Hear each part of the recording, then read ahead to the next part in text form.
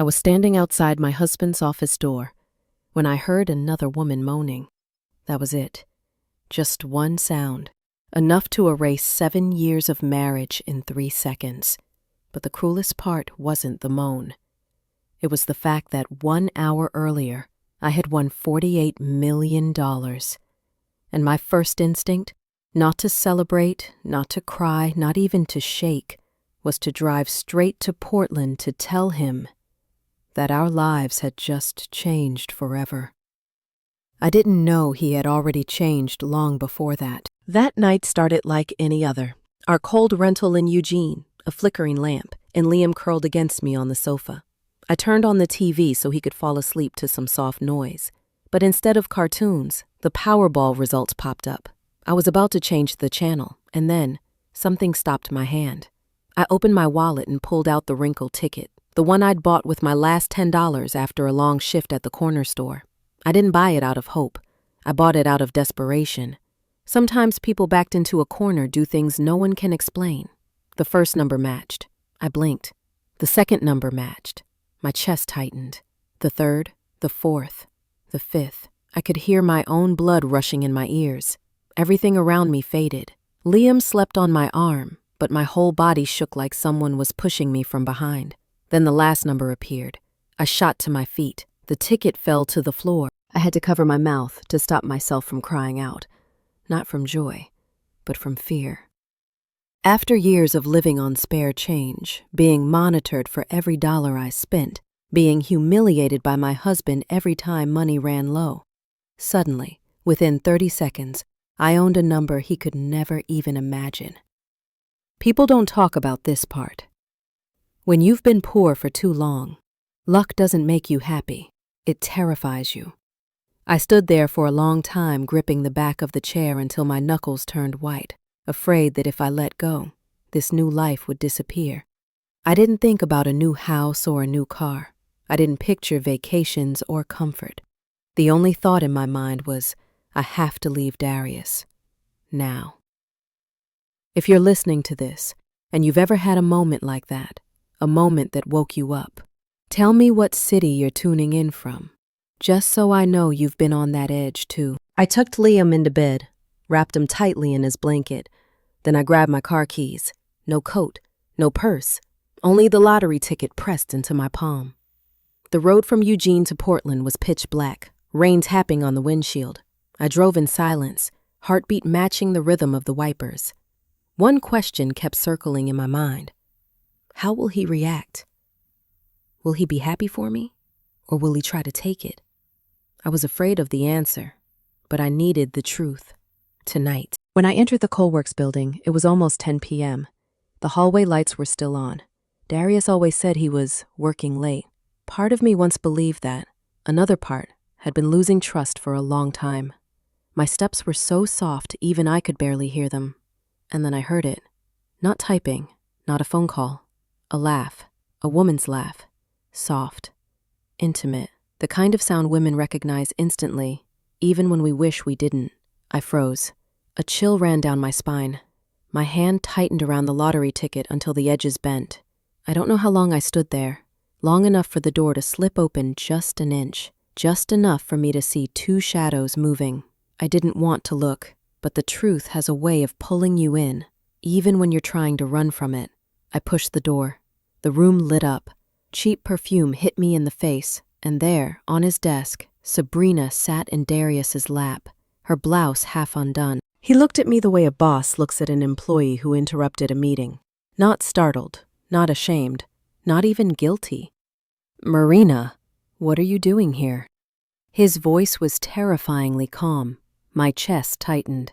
But before I could say a word, Sabrina laughed lightly. "I told you.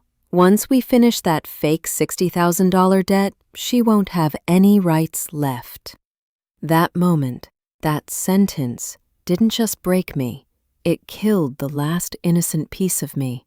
He wasn't just cheating. He was planning to erase me from his life cleanly, legally, neatly. And I, holding a $48 million ticket in my hand, stood there like a woman who just realized her entire world had been rotting from the inside for years. I didn't scream. I didn't curse. I didn't throw anything. I simply stepped back, like someone watching her old self die. And in that step, a new version of me was born, a woman without fear, without dependence, without the need to kneel for anyone. The old me died at that door, and the new me whispered, "You wanted to erase me with a fake debt? Let me show you what it feels like to lose everything."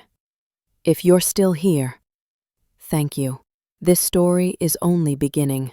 If this opening stirred something in you, anger, sadness, clarity, leave a message or follow along, not for me, but so we can build a small corner of the world for people who know that, at any age, we can rewrite our lives. I sat in the car for a long time, not really seeing anything beyond the rain tapping against the windshield. Liam had fallen back asleep, his cheek resting against the seatbelt, his warm breath fogging a little patch of plastic beside him. That small scene, my 3-year-old sleeping peacefully right after his mother's world had collapsed, made something settle inside me. I no longer had the right to fall apart, and I didn't have time to be heartbroken. I slipped the lottery ticket back into my hoodie pocket, gripping it so tightly my fingertips went pale. Not because I was afraid of losing it, but because I knew I was holding the one thing that could change our future. I pulled out of the parking lot, and instead of turning onto the freeway toward Eugene like muscle memory told me to, I flicked the signal left and headed toward a string of industrial buildings in North Portland. Not to do anything dramatic, not to follow anyone. I just needed to drive, to put distance between me and that voice behind the half-closed door. Distance between me and the man I thought was my husband. But the farther I drove, the clearer my mind became. Clear in a way that felt cold, intentional like. Every hurt from 8 years of marriage was melting down into a new kind of fuel. A quiet, steady flame that didn't go out. I pulled into a small parking lot near a park, adjusted the rearview mirror, and stared at myself more directly. A woman with tangled hair and red eyes, but no longer a victim. For the first time, I didn't see weakness. I brushed my fingers along Liam's cheek and kissed his forehead. "Mommy's got you." My voice cracked, but it didn't shake. Pain wasn't softening me anymore. It was tempering me. I picked up my phone. I didn't call Darius. I didn't call a friend. I didn't call my mom. I opened our last text thread instead. The message he'd sent last night. "Love you. Working late. Don't wait up." My lip twitched. Not into a smile, but into that involuntary reaction people make when they look at a lie dressed up like kindness. I scrolled up to the messages from 2 weeks ago. "We'll get through this. Just trust me." I locked the screen. I refused to walk backward. I turned the engine back on, but this time I didn't leave Portland. Not yet. I couldn't. I drove back to the Coalworks building, not to confront him, but to listen. You can't fight back if you don't know what weapons your enemy is carrying. This time, I didn't bring Liam with me. I settled him onto his side, covered him with his jacket, locked the car, and stood outside long enough to steady every thought in my body before doing what I knew I had to. I walked through the hallway again, but my steps were different now. No longer the steps of a wife wanting to share good news with her husband, but of a woman who finally knew who stood on the other side of the chessboard. I stopped outside his office door. The same laugh, the same voice, the same tightening in my chest. But this time, I stood closer, close enough to hear every word without straining. "Are you sure she'll sign?" the woman said, her voice low, sweet and sharp enough to crawl across my skin. "She'll sign. Marina hates conflict. She just wants peace." I closed my eyes. He was right. I had been that woman, the one who swallowed discomfort to keep the peace, took the blame to avoid a fight, sacrificed to make the family look okay. My kindness had been weaponized against me. The woman spoke again, and the loan in her name, $60,000. When she signs, you're totally free. Not just free, Darius said, dropping into that business deal tone he always used when he wanted to sound competent. She'll have to leave the house. And after the divorce, she can't claim a thing. A cold wave ran straight down my back. The woman whispered, "Poor thing." "She has no idea," Darius laughed. "She's lucky I stayed this long." That sentence cut deeper than any betrayal I'd imagined. I stepped back half a pace, not out of fear but to straighten my spine.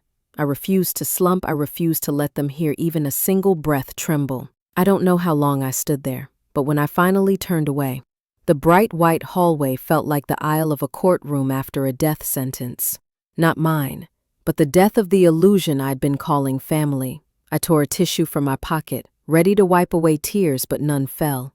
Not this time. I was done crying for him. When I returned to the car, Liam was still asleep, safe, unaware that his father had just tried to quietly destroy our future. I started the engine, but I didn't drive off immediately. I took out the lottery ticket again. The one crumpled from hours of being pressed into my palm. 8 numbers, all matching. Each number felt like a door, and the door behind me had just slammed shut for good. I angled the mirror toward myself. A different woman stared back. Not the betrayed wife, not the broke woman about to be tricked into signing debt, not the mother begging the wrong man for decency, but a woman who finally understood that her silence was about to become a weapon.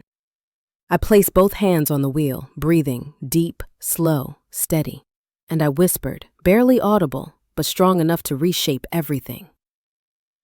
"You think I don't know, but starting today, you're the one who won't know what's coming next."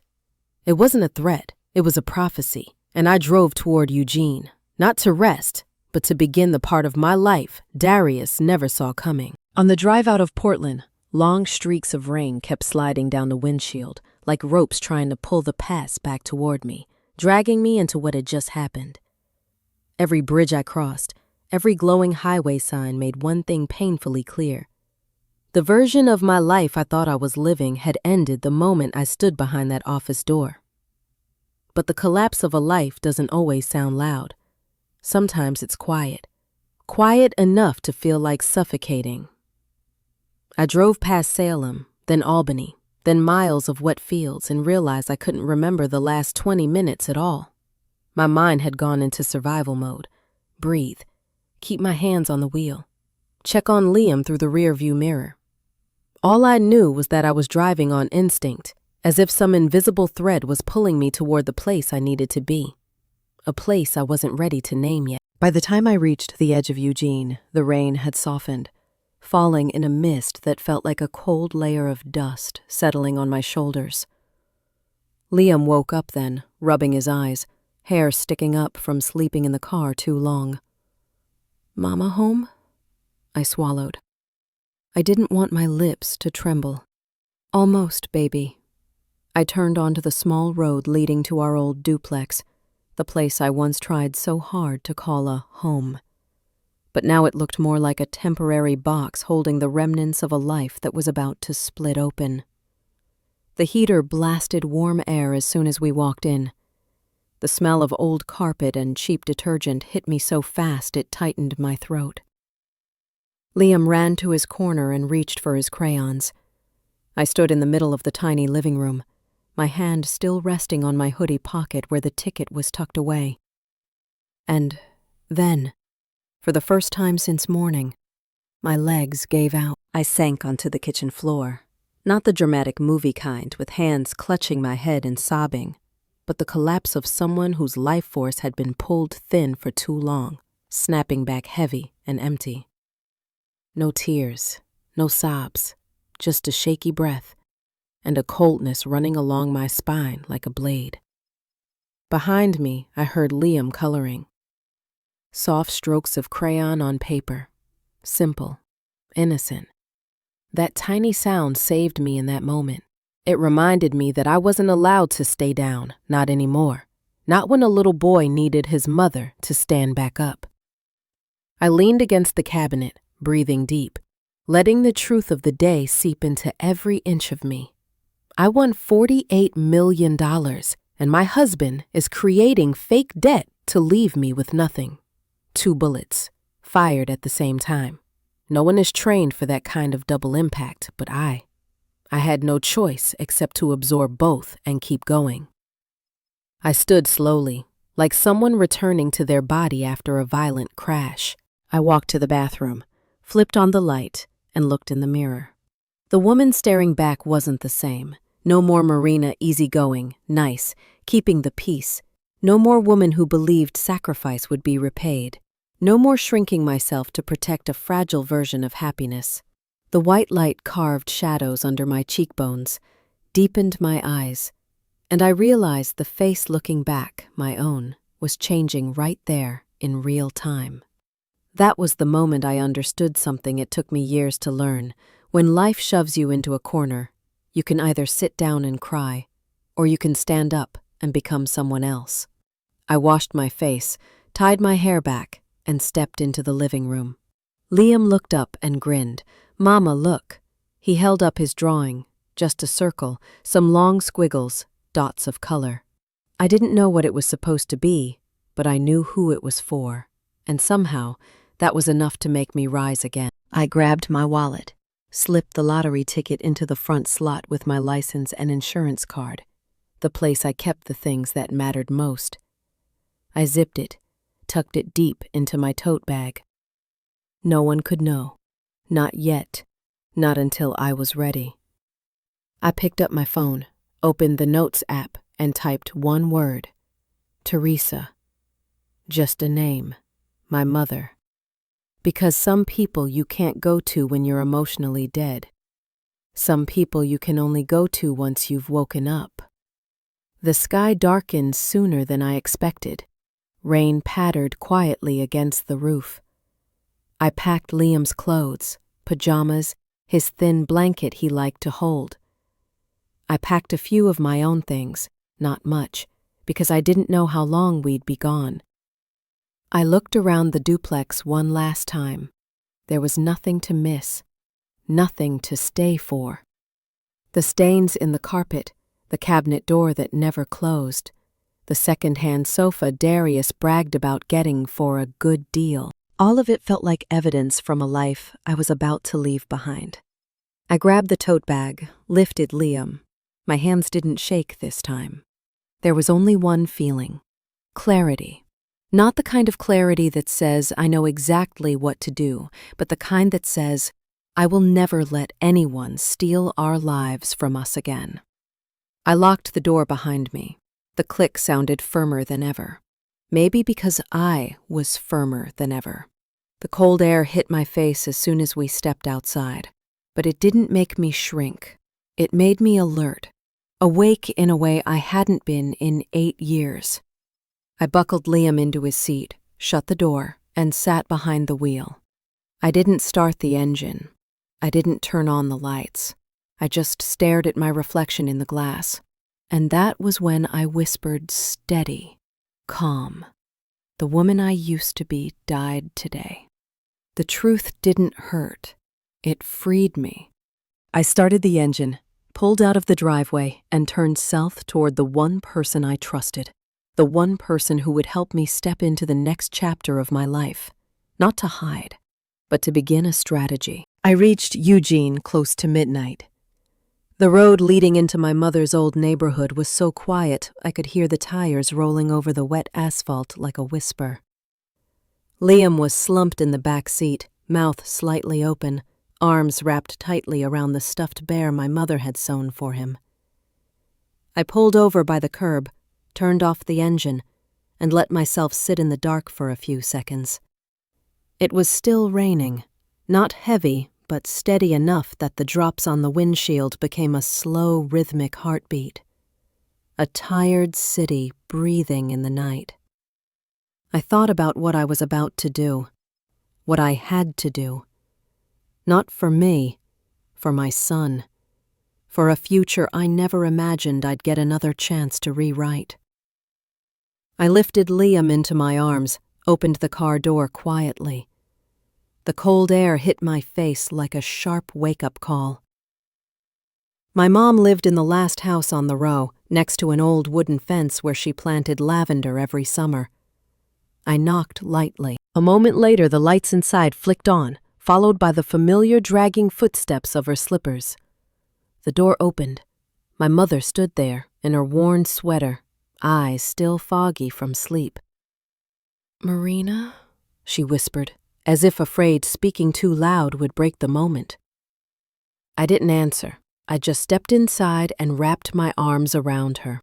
The kind of hug I'd avoided for too long, afraid that letting myself be held would mean admitting my life was falling apart.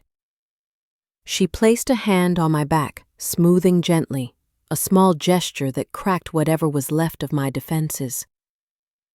"Come in. Both of you stay here." Just 4 words, but they anchored me. She watched me closely as I laid Liam down on the sofa. My face, my eyes, everything on me was screaming that something awful had happened. She didn't press.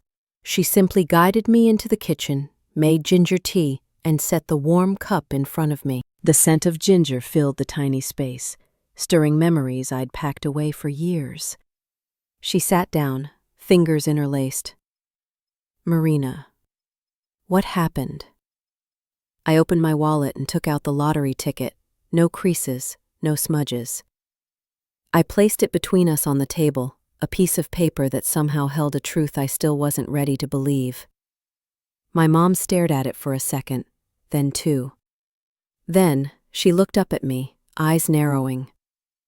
"You won?" I nodded. She exhaled sharply, her hands trembling for a moment, but instead of cheering, hugging, or crying, she asked a single question. "Does Darius know?" I shook my head. In that instant, her eyes sharpened like a blade.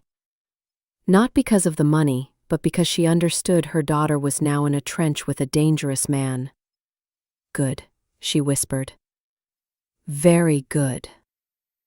I told her everything, the office door, the laughter, the plan to create a fake $60,000 debt, how he wanted to divorce me with nothing, how Sabrina had said, "Marina doesn't get a penny." My mother didn't move while I spoke. She just listened, every word sinking into her like stones. When I finished, she closed her eyes for a few seconds. Then she opened them, and her voice was low, steady, unshakable. "We can't make a single mistake." I stared at her. What does that mean? She picked up the ticket, placed it back into my hand, but didn't let me tuck it away yet. "It means you're not claiming this money." I froze. "But, Mom, I won." "You won, but you're not claiming it." I looked at her like she'd just said something impossible. "Marina," she said softly, holding my hand, "Darius may not know you won, but you don't know how far he'll go to find out. The moment you submit that ticket, your name enters the system. Your face goes on every camera in that office. From that point on, you're not safe." A chill spread down my back. "So, who claims it?" My mother's expression was strangely calm. "I do." I almost jumped from my chair. "Mom, you can't." "I can, because he has nothing on me. No ties, no access, no leverage. You give me the ticket, I claim the prize, and everything that's left belongs to you." I stared at her for a long time. My mouth felt so dry, even swallowing hurt. $34 million, she said quietly. "After taxes, enough to change the course of your life and Liam's." That number shot through the fog in my head like a beam of light, but I still trembled. "Mom, I'm scared. I'm scared that if I give it all to you, I'll lose everything." She smiled, a sad, knowing smile. "Marina, I've been poor my whole life. I lived on a teacher's salary and a tiny pension. I've never had extra to give anyone, but my love for you has never been in the negative. You think I need your money to survive?" I lowered my head, not in shame, but in the realization of how much strength I'd forgotten my mother had. "I'll help you rebuild," she said, "but you need to promise me 2 things. I looked at her. 1, you don't tell anyone, not a soul. 2, you live as if you have nothing. I lifted my eyes. "Live like I have nothing?" She nodded. "That's the only way you'll see who stands beside you for you and who stands beside you for money." The truth hit straight into my chest, raw and undeniable. My mother opened an old wooden box, pulled out a small ring of keys. "Tomorrow morning, you're coming with me to Salem. I have an old friend at the lottery office. No one here knows me. No one knows you. No one will question it." She closed the box gently. "Tonight, sleep. Tomorrow, we begin." I stood and walked back to the sofa. Liam lay there sleeping, soft hair falling across his forehead. I leaned down and kissed him, and that's when I knew my mother was right. I needed to disappear in Darius's mind before he realized anything was happening. I needed to become the woman he underestimated, in order to build a life he could never reach. Outside, the rain grew heavier, but inside me, something small began to glow. Not hope, not yet. A plan. A plan only someone who has been betrayed down to the bone could be cold enough to carry out. I drove back into Portland on Tuesday morning, with fog settling along both sides of the highway. Liam slept behind me, his head tilted to one side, breathing slow and steady. So peaceful it made me feel both grateful and heartbroken at the same time. The car rattled as I turned onto the road leading back to our old apartment in Selwood. Everything looked exactly the same as when I left. Trash bins tipped over by the wind, a stain of oil spreading across the parking lot, a dog barking somewhere on a third-floor balcony, as if the world hadn't changed at all. Only I had. My hands tightened around the steering wheel. If I let myself slip for even a second, I knew I'd break right there, because what I was about to do was act. Act like the foolish, exhausted woman who clung to a dying marriage. The wife Darius believed he could push into a corner and talk down to like a child.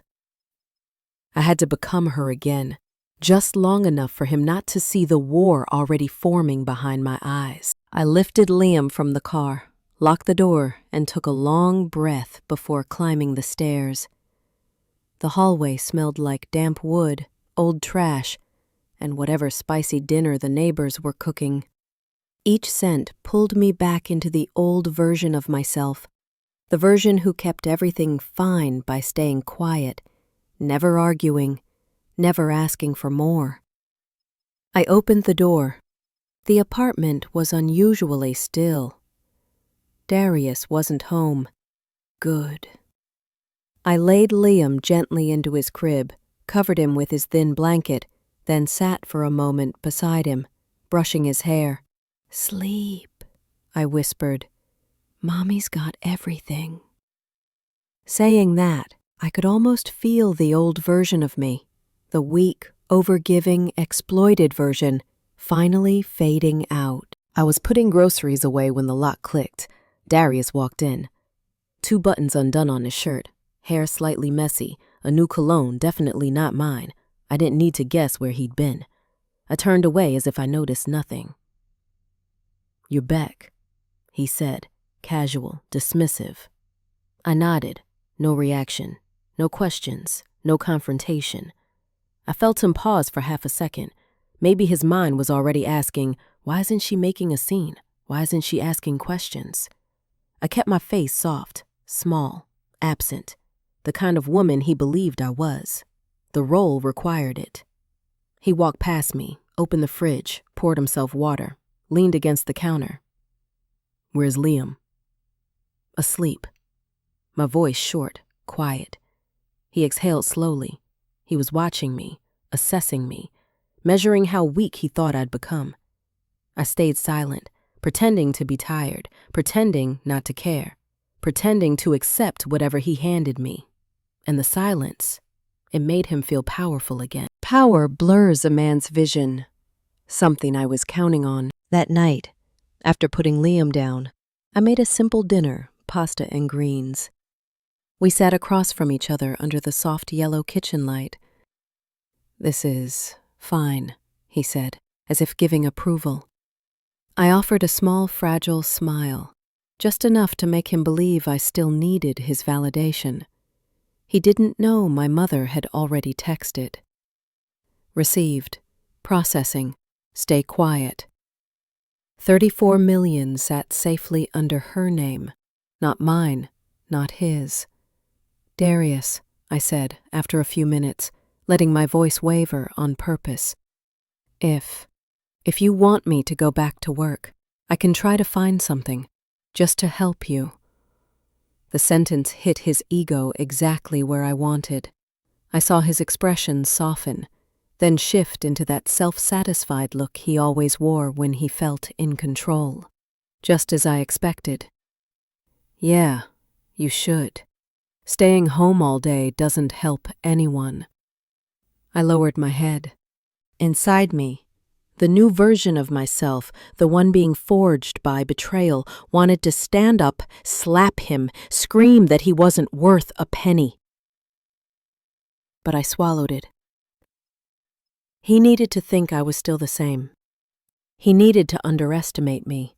The more he underestimated me, the less he'd see coming. The next day, I woke early on purpose cleaning, doing laundry, taking Liam to the park acting like a mother trying desperately to hold a fragile family together.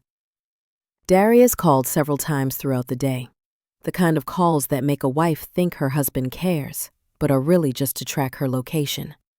He didn't know I'd already changed the number tied to my bank accounts, didn't know I had backed up every document, didn't know I'd sent all evidence to my mother, didn't know I'd opened the credit union account 40 minutes outside Portland. Didn't know I had begun recording every call. I was building an invisible fortress. Each small action, each fake gesture, each sad little smile was a brick in the wall. All waiting for the day he'd stand in front of a truth he couldn't outrun. That afternoon, my mom texted, "It's done. See you this weekend. We need to talk." I knew exactly what that meant. Contracts, paperwork, new accounts. Evidence to protect, a financial shield Darius would never be able to penetrate. That night, he came home later than usual. His collar carried a perfume that wasn't mine. He stood in the bedroom doorway, watching me for a long moment, like he wanted to say something, then didn't. I understood why. He was comparing me to two versions of myself. The old Marina crying, clinging, begging, and the new Marina quiet, submissive, easy to control. He preferred this version, and his comfort, his preference, were exactly what blinded him. I turned off the bedside lamp. In the darkness, I heard one truth as clearly as if someone had spoken it aloud. I was winning. Not with shouting, but with silence. Not with revenge, but with preparation. A betrayed woman might fall, but a betrayed mother? She builds an entirely new life out of shadows and patience. And I had already begun. 3 days later, Portland greeted me with a layer of fog so thick it looked like smoke draped over the old rooftops. I dropped Liam off at daycare, gave his teacher a few notes, then stood outside for a moment, watching him run in his tiny shoes, leaving faint lines in the damp dirt. A part of my heart wanted to run after him and hug him one more time. But the rest of me whispered, "Today is the first step of a war." I drove toward East Bank, where the coal works building sat between two run-down blocks covered in graffiti. Rain tapped against the windshield. Portland's signature this time of year. Never dry, never bright for long. I parked, took a deep breath, and stepped out. Today, I would accidentally stop by the office. Today, I would play the exact role Darius expected of me. Today, I would make him believe I was just a wife trying to hold on to a failing marriage. Inside, the hallway smelled like burnt coffee and printer ink. I heard laughter coming from a conference room down the hall. The familiar voices of the construction engineers, mixed with the younger woman's voice I knew too well, Sabrina. I couldn't pause, couldn't react, couldn't let the mask slip. I walked into reception and smiled at Winona Hale. Winona was in her 50s, streaks of gray hair, oversized black frame glasses. She'd been here since Coalworks was just a tiny garage operation run by Darius and Leon. She was also the only person in that company who had never looked at me with pity. "Marina." Winona looked up, genuinely surprised. I gave a small, shy smile, carefully rehearsed. "I just brought lunch for Darius and wanted to see if he left any paperwork at home." Winona studied me a beat longer than usual. Her eyes, it felt like she was seeing straight through the shell I'd built, but she didn't ask anything. She just nodded. "He's out doing site inspections, but you can check his office." I thanked her and walked down the hall, my heels tapping on the wood floor like a countdown clock. When I opened Darius's office, I had prepared myself for the usual chaos: piles of files, old contracts, unpaid invoices. But that wasn't the first thing I noticed. It was Sabrina's handbag sitting right by his desk. I froze. Just for a second, my heartbeat slipped out of rhythm. I wanted to turn around and walk out, but my hand tightened on the back of the chair. I couldn't let my emotions derail the plan.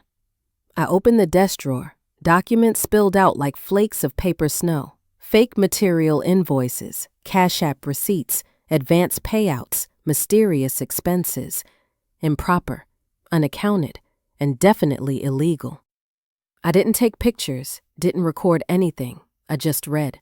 Read enough to know Coalworks had been rotting from the inside for years. Read enough to understand why Darius needed to create a fake $60,000 debt under my name.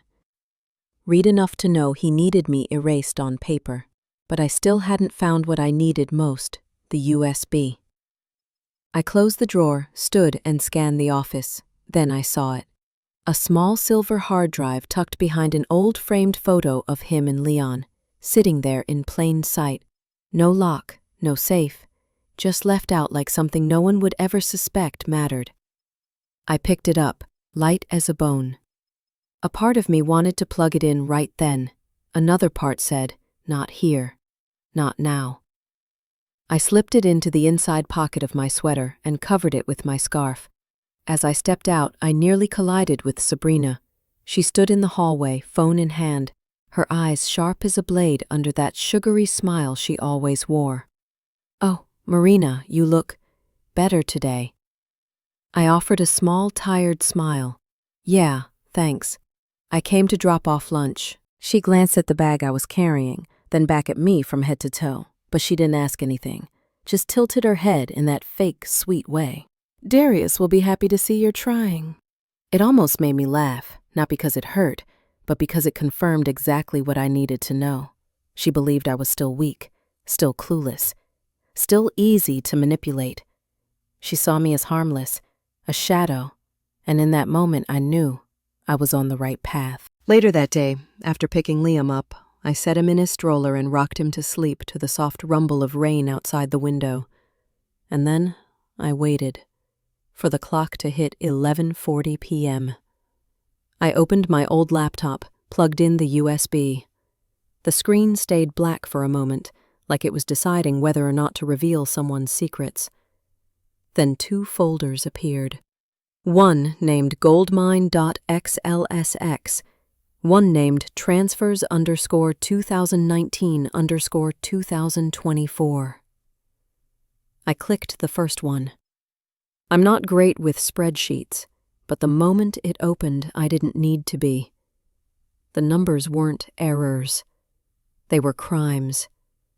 Illegal transfers, asset shifting, money laundering, hidden revenue, skimming from city-funded projects. I scrolled to the last line. Phoenix North Holdings subtotal $4,281,900 USD. A chill slid down my spine. Phoenix North? Why was that name here? Why had Darius funneled over $4 million into a company I'd never even heard him mention? I clicked on the second file. A long list. Transfers, cash withdrawals, secret authorizations. And every single entry had the same red thread running through it. None of these companies belonged to Coalworks, but all of them were controlled by one person. Leon Shaw. Darius's best friend, the ex-co-founder, the man Sabrina once described as the one who handles the dark side of the business. I closed my eyes, took a slow breath. It wasn't just an affair. Not just a setup for a clean divorce, not just a fake debt. Behind all of it was an entire operation Darius and Leon had been covering up for years, a shell company to funnel money elsewhere. Phoenix North. That name would return, and when it did, it would drag Darius's entire empire down with it. I looked toward Liam's room, where the nightlight cast a soft glow over his sleeping face. I placed my hand over the USB, and I knew.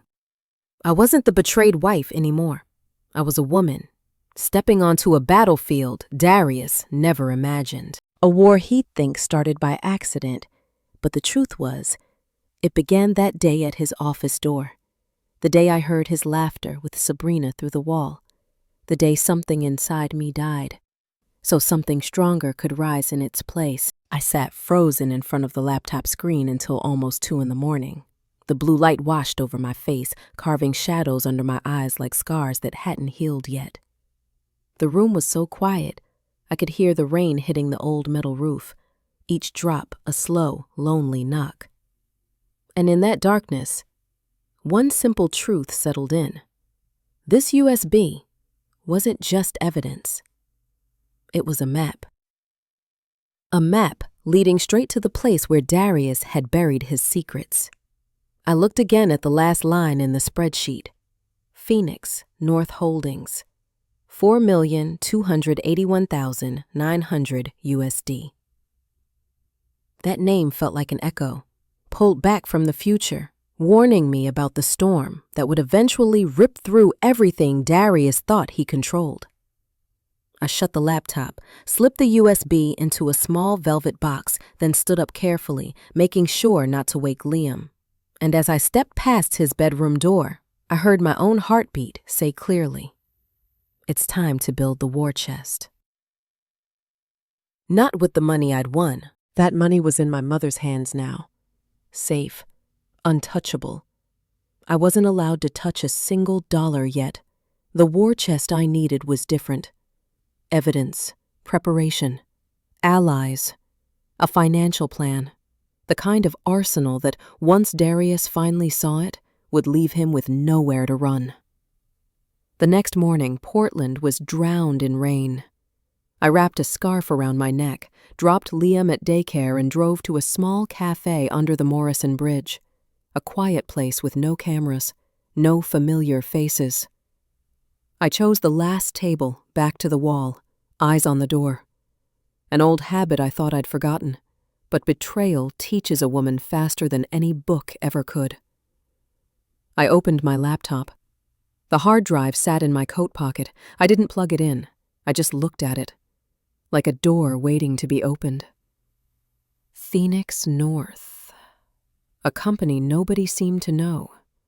No website, no real office. Probably something Leon had set up. A ghost company that Darius had been funneling money into for more than 4 years. I pulled out my notebook and wrote, 1. Verify the company. 2. Verify the receiving accounts. 3. Check related activity, loans, equipment purchases, fake investments. 4. Contact someone who can follow the money. My pen stopped on that last line. There was only one person, not perfect, but smart, someone who existed in that gray area around the law. Gerald Knox, the The private investigator who'd helped my mother years ago when my father got into financial trouble. A man who made a living digging up information people tried hard to bury. I texted him a single line. Need to meet. Urgent. Then I set my phone down and took a long breath. That afternoon, while I was at the sink washing dishes, Darius came home early, shirt unbuttoned at the collar, that same unfamiliar cologne clinging to his wrists. He stared at me for a long moment, like he was trying to read my mood. "Marina," he said, voice carrying this forced softness. "You doing okay? You look different." Different, yes, just not in the way he thought. I nodded, just tired. He stepped closer and put a hand on my head, a gesture that used to feel comforting. Now it just felt like dust settling on my shoulders. "Leon and I have a meeting tonight, late. Don't wait up." I nodded again. He thought I believed him, and that assumption, that confidence, was exactly what made him sloppy. After he left, I opened the cabinet under the kitchen sink. Nobody pays attention to that space. I took the USB, sealed it in a plastic bag, tucked it into a small container, and shoved it all the way to the back. You don't keep something like that in your purse. You don't leave it in the bedroom. All it would take was one curious minute from Darius, and everything would vanish. I closed the cabinet. Time for the next step. 5:20 p.m. My phone buzzed. Gerald knocks. 30 minutes. Safeway parking lot, east entrance. I paid for extra daycare hours for Liam. I hated it, but I had no other choice. The Safeway lot in Woodstock was quieter than usual. The rain hadn't let up, and the streetlights were casting a dull yellow glow over puddles on the asphalt. An old gray Toyota pulled up in front of me. The door opened. "Marina Cole." Gerald's voice came low, a little rough. I climbed into the passenger seat. He studied me for a few seconds before speaking. 3 times in your life you've texted me. Every time, one thing was true. Someone was about to pay for something. I didn't smile. I wasn't the polite, apologetic version of myself anymore. I set the USB on the console between us. "I need you to go through everything. I need to understand what this is, and I need to know if I'm already pulled into it." Gerald picked it up, examining it like it might explode in his hand. "Shaw's fingerprints on this." Yes, he let out a long breath. The kind of breath people release when they see a wreck they know they can't fully stop. "Marina, Shaw isn't just some ex-co-founder. He's connected to transactions in Vancouver from 2021. Deals that were investigated, but nobody had enough proof." My hands went cold. "If Darius is tied up with him," Gerald went on, "then you need more than a lawyer." "I'm already preparing for that," I said, voice steady. Gerald looked at me longer this time. Really looked. "Anyone else know?" "No, not Sabrina." I met his eyes. She knows more than she should, but she doesn't know what I know. Gerald nodded, like that was the only answer he needed. "Then I'll go through it all. I'll have something for you within 48 hours. But Marina," I lifted my eyes. "Don't let Darius know you've seen those files. The second he finds out, there's no going back." I nodded. Gerald slipped the USB into his coat, started the engine, and said one last thing before I stepped out. "You stand in exactly where you need to be. But it's also the most dangerous place in the whole picture."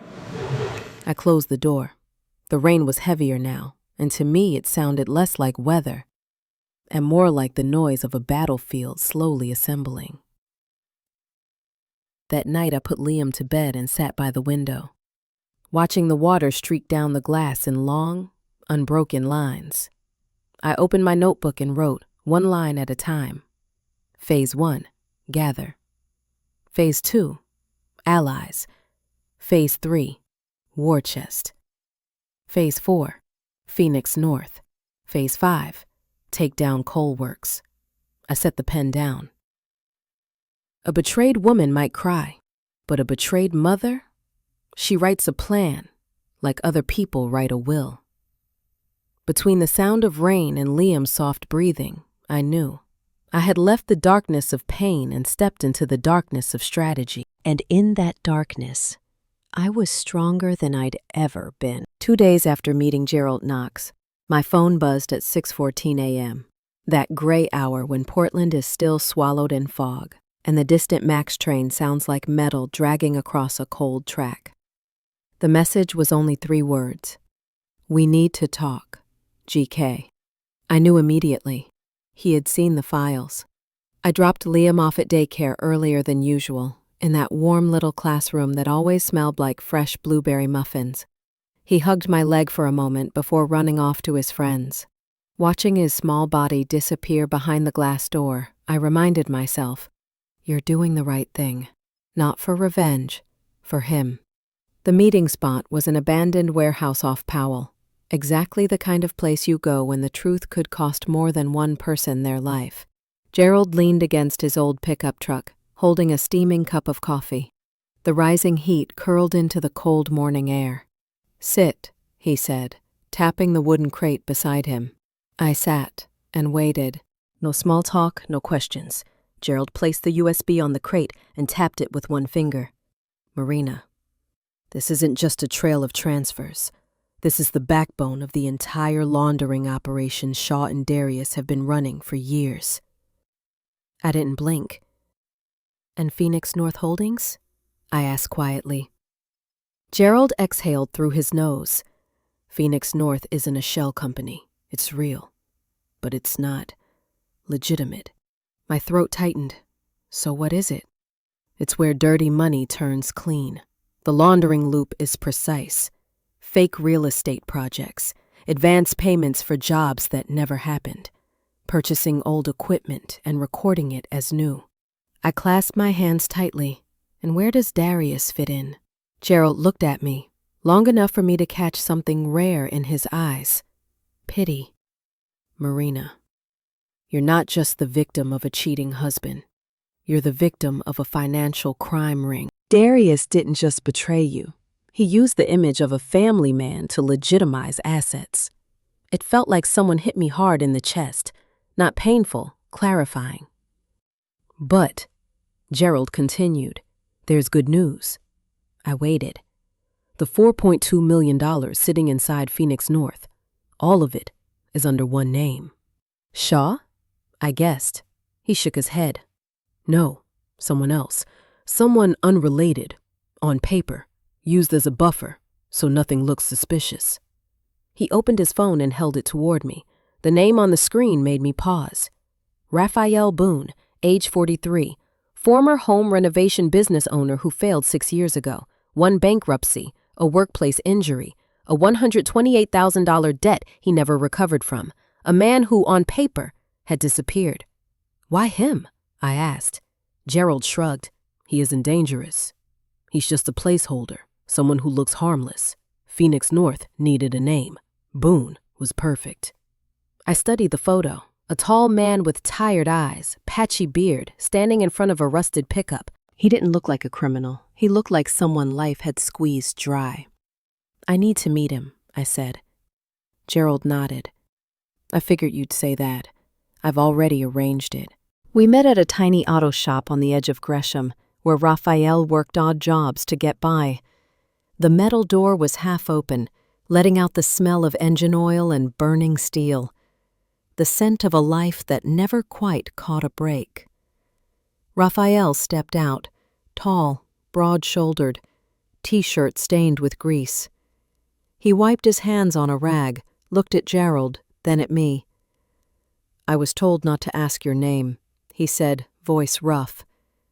Just that you need something from me. I didn't waste time.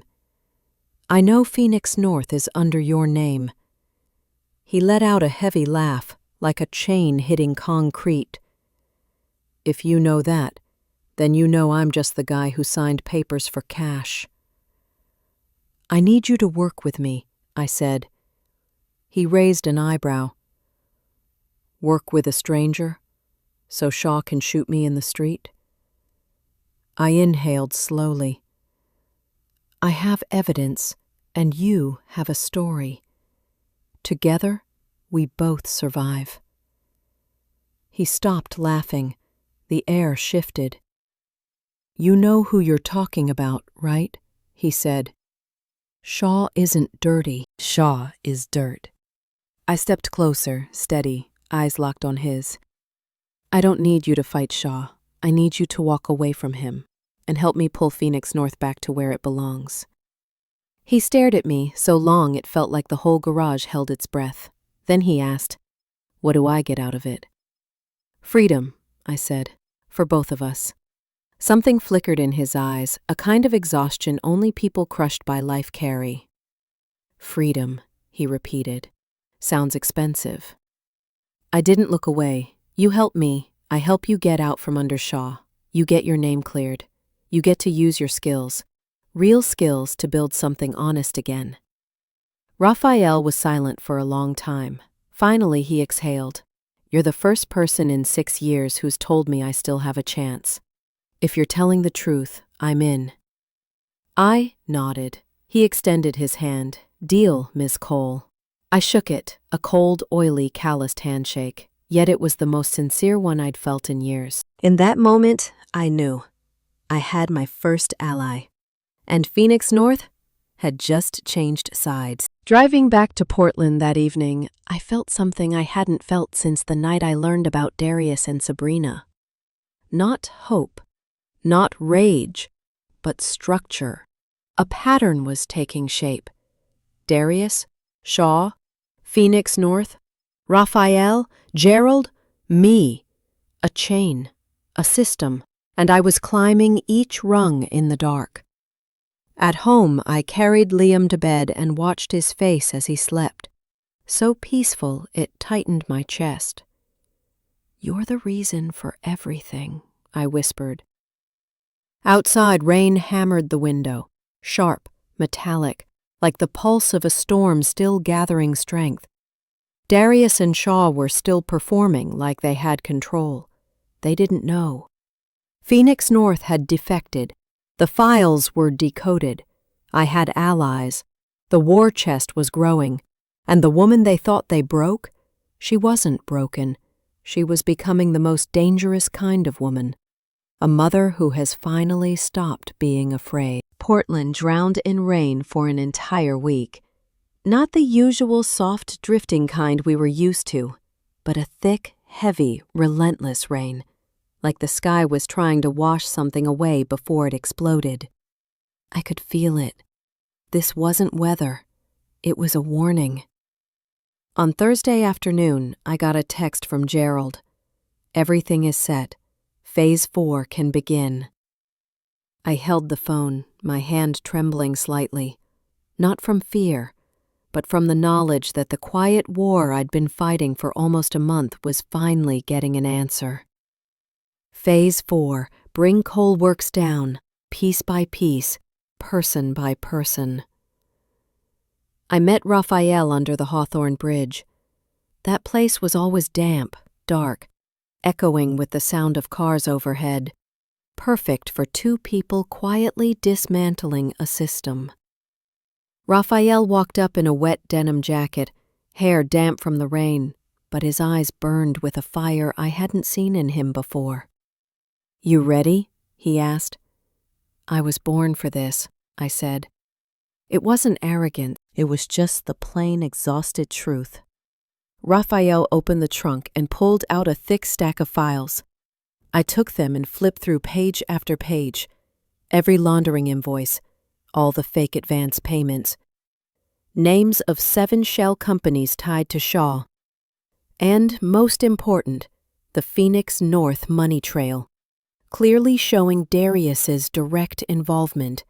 Not just an accomplice, he was a coordinator. Raphael's voice was rough in the cold air. I scrubbed my name from the money routes. Phoenix North now points to one person, Darius. If someone falls first, it's him. I nodded. Now it's my turn. I said quietly. That night, after putting Liam to bed, I sat at the kitchen table with my old laptop and pulled up every public-facing account tied to Coalworks. Then I started sending anonymous emails.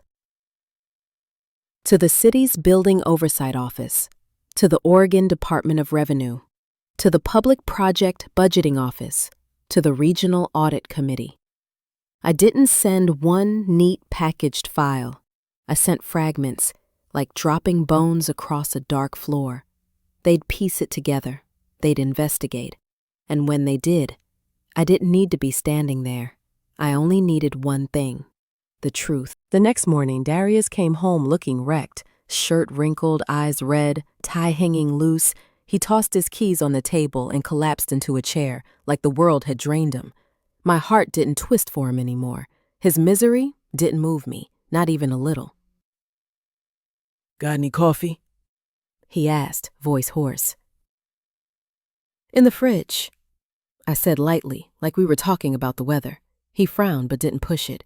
He didn't have the energy. That was the first crack. By noon, his phone started buzzing while he was in the shower. I didn't touch it. I didn't have to. I just read the screen. Leon Shaw. Leon Shaw. Leon Shaw. Every new notification was another fracture in the glass. Later that afternoon, he stood in the kitchen with the phone pressed to his ear, voice low and panicked. I don't understand what's happening. No, I didn't send anything. Leon, what are you talking about? No, nobody touched the Phoenix account. I stood in the living room, face calm, hands quietly tightening at my sides. Raphael had done his part. Gerald had pulled the right wires. And me? I was just watching the dominoes fall. 2 days later, Darius called me near midnight, sounding like someone who'd been running for miles. Marina, can you come to the office? Something big is happening. I hesitated. Just enough to sell it. What's going on? Auditors. They're going through Phoenix North. They're pulling records. And Leon, he's gone. Nobody can reach him. I shivered slightly, not from fear, but because the story was finally getting good. Marina, I need you. Please, just come. Please. He hadn't used that word with me in 6 years. I got dressed, wrapped a scarf around my neck, and left the house. Not fast, not slow, just enough time for him to sit with his fear. When I pulled up to the Coalworks building, city audit vehicles were already out front. 2 staffers were carrying boxes of documents outside. Employees stood in clusters, whispering, with that look I knew too well. Panic pretending to be control. Darius walked up and grabbed my arm so hard it hurt. They say there've been irregular transfers for 4 years. They're saying Phoenix North is a front. They're saying my name is on most of the paperwork. I looked him straight in the eyes. What did you do, Darius? He snapped. It's not my fault. It's Shaw. He used my name. He set it up. Marina, you have to believe me. I dropped my voice. You want me to believe you when I don't even know how long you've been lying to me? His hand slipped away from my arm. He stared at me like I was a stranger. You've changed, he said. I didn't deny it. He took a shaky breath. Marina, if you leave me now, I lose everything. In that moment, everything clicked. He wasn't afraid of losing me. He was afraid of losing his costume, his family man mask, the wife he could point to in court and say, see, I'm a good husband, a good father. The softest part of the shield he'd built for himself. I said quietly, you did this to yourself. Then I walked past him. Inside, one of the lead auditors, a man named Sean, placed a stack of paperwork on the table and looked at me curiously. You're Mr. Donovan's wife, he asked. I nodded. He flipped through the files. We've found 71 payments that don't match any legitimate work. Some of them are tied to your name. Are you aware of any of this? I met his gaze. No, I've never signed a single business document for this company. He frowned. In that case, we'll need a signature sample from you. If what you're saying is true, you're not implicated. His eyes made it very clear Darius was. I stepped out of the audit room. Darius was waiting in the hallway with a look that was half begging, half broken. You're going to stand by me, right? He asked. I didn't answer. I walked past him and said just one sentence, enough to finish what was left of Coalworks. Sometimes silence is the clearest answer. That night, after putting Liam to bed, I heard a soft ping from my phone. Gerald, City will shut it down within 72 hours. Coalworks was done. Phoenix North was no longer under Darius's control. Shaw had vanished from Portland. Everything they'd built on greed was collapsing under the weight of structure and proof. And me, the woman who once only knew how to step back, was now standing on the highest ridge of the battlefield, not to watch Darius suffer, but to watch the truth do what it always does when it finally has structure. And that structure started the day he closed his office door behind my back. 3 days after Coalworks was frozen, Portland lit up in a strange way. A cold, pale kind of light that exposes everything people usually try to hide. I was getting Liam ready for school when someone knocked on the door. Not knocked, pounded. Heavy, frantic blows, as if the person outside was clinging to something slipping through their fingers. I carried Liam to the spare room and closed the door behind him. Then I walked out to the hallway. I looked through the peephole. Darius. Wrinkled shirt, hair a mess, face hollow like he hadn't slept in days. But the most striking thing was his eyes. Panic. I opened the door without saying a word. He pushed inside immediately, as if staying out there any longer would make him dissolve into the rain. Marina, you have to listen to me, he gasped. I stayed still. You have to listen. No reaction. No emotion. I didn't even offer him a seat. That's what made him unravel. He paced the living room, hands in his hair, then turned to me again. Coalworks is going under, he said, like he was confessing a crime. They froze the accounts. They're digging through everything. They're saying there are irregular transfers. They're saying Phoenix North is compromised. They're saying, he choked. For the first time, I saw real fear in this man. Marina, they think I'm involved. I didn't move. Not because I didn't care, but because I had known this long before he did. I need you, he said, stepping closer. You're my wife. You have an obligation to stand by me. I looked at him like you look at a stranger who barges into your home, demanding something you never promised to give. I don't owe you that, I said quietly. Darius shook his head, as if trying to erase my words. No, you don't understand. If they charge me, if they think I was laundering money with Shaw, I'll lose everything. The company, my reputation, my future. He lowered his voice, almost whispering. I could lose Liam. A cold sensation slid down my spine, not from fear, but from the realization that he still believed I was the old version of myself, the soft one he could steer with threats.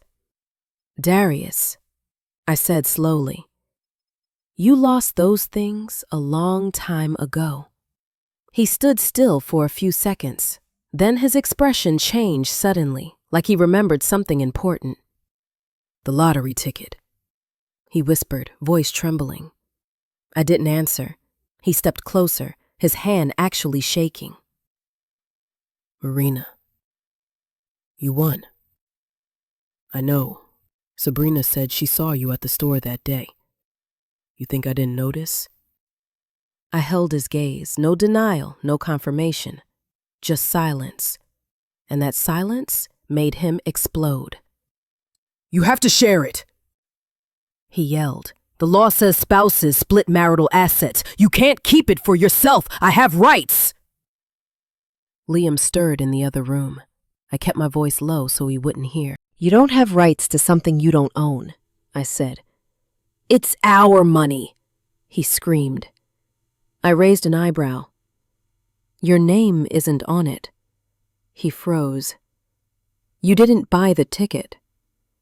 Silence. "You weren't there when I claimed it." Silence. "Do you know whose name is on the winnings?" His face went from red to pale. I said it gently, but with precision. "My mother's." He seemed to collapse inward. No, Marina, you can't do that. You can't just leave me. You can't let me lose everything." I smiled faintly, not mocking, just the tired smile of someone who survived a long, painful journey and finally stood upright. "You left me first," I said. Darius staggered back like I'd pushed him.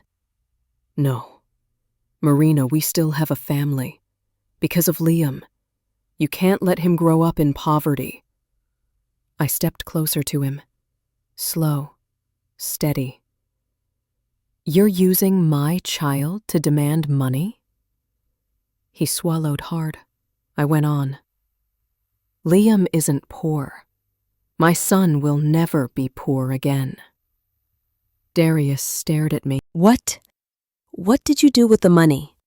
I didn't hesitate. "I invested it. I opened a trust for Liam.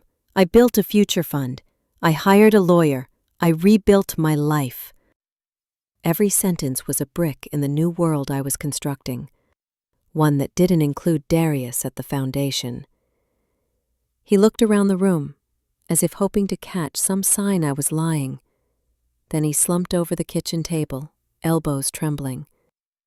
"Marina, please, you don't understand. I wasn't trying to betray you. I was just desperate." That sentence reminded me of the day I stood outside his office door, listening to him and Sabrina laugh, planning the fake $60,000 debt they'd put under my name. He was just desperate, a justification for every cruelty. I stepped behind him and spoke slowly. "You're not desperate because of the company. You're desperate because you lost the place you hid the money." He jerked back, eyes wide. What do you know?" I didn't blink. "I know about Phoenix North. I know about the fake advances. I know about Shaw. I know about the transfers you tried to bury." Darius went ghost white. "Marina," he stumbled back. "What did you do?" "Nothing," I said calmly. "I just let the truth surface." He looked like a man standing at the edge of a cliff with no railing. "You ruined me." I shook my head. "You ruined yourself." For a long moment he didn't say anything. No begging, no threats, no fake confidence. Just a man standing in the ruins he built. When he finally stepped outside, he turned back and whispered, "I never thought you'd become someone like this." I answered, "Neither did I." He left. No slamming doors, no shouting, just walked away. Like someone who finally realized there was no story left to pretend his way through. That night, after Liam fell asleep, I stepped out onto the balcony and looked down at Portland through the rain. I didn't feel victory, or revenge, or some heroic rise from the ashes. I just felt truth. And truth has structure. It collapses slowly, quietly, piece by piece until the whole shape appears. And the shape it formed that night was the life I was finally ready to step into. I never imagined my life would lead me into a courtroom, a place so cold, so clean, so solemn that even breathing too loudly makes you feel guilty. But that morning, standing between long wooden benches and looking at the judge's gavel resting silently on a desk, I understood. This wasn't the end of something. This was the place where truth finally stood upright. I didn't walk in alone. Gerald was on my right, Rain still clinging to his jacket. Raphael stood behind me, quiet, steady. like a wall that didn't budge. My attorney carried a stack of files and gave me a reassuring nod. Liam stayed home with my mother. I only wanted him to see me strong, never while I was walking into battle. Darius arrived late. He stepped inside wearing a wrinkled suit, the kind of thing he used to consider an insult. His collar was unpressed, his hair messy, his face drained. A man who was used to living at the top, now trembling at the bottom. Sabrina followed him in, but she didn't dare sit next to him. She took a seat in the back row, avoiding everyone's eyes. Darius's attorney whispered something in his ear, but Darius didn't listen. He just stared at me. Not angry, not hateful, not loving, just scared. The hearing began. It wasn't a criminal trial, just a preliminary review of Coalworks' financial responsibility and Darius's conduct during the investigation. But these informal hearings are exactly where many people lose their whole lives. Judge Collier Stern, expression unreadable, read the opening list. The city's attorney summarized. Multiple transactions moved through Phoenix North Holdings without clear documentation, totaling over $4 million. Suspected money laundering, financial fraud, and illegal asset diversion. I listened. I didn't shake. I didn't lower my head. Darius did. He stared at the table, hands clenched so tightly his knuckles turned white. Then it was my turn. My attorney signaled, and I walked to the witness stand. I didn't look at Darius. I didn't look at Sabrina. I looked only at the judge. My voice was calm, almost unsettlingly calm. I, Marina Cole, confirm that I never signed or agreed to sign any financial documents related to Coalworks or Phoenix North Holdings. I submitted my signature samples. The judge examined them carefully. My attorney continued. Your Honor, my client has evidence that these documents were forged. The room went so quiet I could hear someone's pen click behind me. I reached into my coat. My heartbeat didn't race. No fear in me was big enough to shake my hands now. I placed the USB on the wooden table, the way you place a betrayer's heart on a silver tray. My attorney said, This contains internal data, goldmine.xxlsx, and the 2019 to 2024 transfer records. All of it shows Mr. Darius Donovan's direct involvement in funneling assets into Phoenix North. Darius shot up from his seat. She's lying. That's fake. How would Marina even... Judge Collier cut him off sharply. Sit down, Mr. Donovan. He sat. He didn't dare speak again. The data was projected onto the large screen. Numbers, rows, transfers, everything laid bare under cold light. No explanations needed. The spreadsheets spoke for themselves. Gerald stood behind me, arms crossed, expression unreadable. The city attorney asked, Mrs. Cole, where did you obtain this evidence? No hesitation. From Coalworks' office, in my husband's drawer, unlocked, unhidden, unprotected. A faint murmur fluttered through the courtroom, not loud, but enough to feel the truth spreading like ink through paper. Darius stood again, voice shaking, control gone. You can't do this! Marina, don't you understand? You're destroying my life! I turned toward him. My eyes weren't cold, just clear. You did that yourself, I said. The words hit him like a blade that exposes rather than cuts. Sabrina lowered her head into her hands, her shoulders shaking. Not because she pitied Darius, but because she knew she might be next. Then Judge Collier looked at the USB. Her voice was measured. Based on the initial evidence, I'm ordering a temporary freeze on all of Mr. Donovan's personal accounts. IRS, City Building Compliance, and the Regional Audit Division will conduct independent investigations. Darius froze. A full freeze? Yes. He looked like he'd been slapped. Then it happened. The courtroom doors opened. 2 men walked in wearing dark suits, IRS special agents. No shouting, no rush, just 2 shadows moving forward with quiet authority. They handed documents to the judge. "We have a warrant." Judge Collier nodded. "Proceed." The agents turned toward Darius. "Mr. Donovan, you are under arrest for suspected financial fraud, document forgery, and money laundering. You have the right to remain silent." Darius almost collapsed. No yelling, no dramatic scene, just a soft, broken whisper. "Marina, please, help me." I stood tall. "Silence," I said, "is also a kind of truth. A truth he'd spent years running from." One agent pulled his arms behind his back. The handcuffs clicked shut. Cold metal. Final punctuation. Sabrina burst into tears. Raphael stayed still. No satisfaction, no gloating, just release. Gerald looked at me and nodded, as if to say, "You walked the path right." When the hearing ended, I carried Liam out of the courtroom. I didn't look back.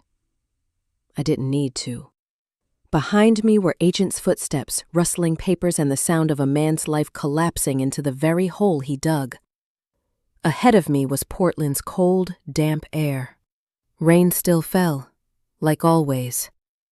But today it didn't feel heavy. It felt clean. And in that clean air, I understood something. Justice isn't revenge. Justice is order. Structure.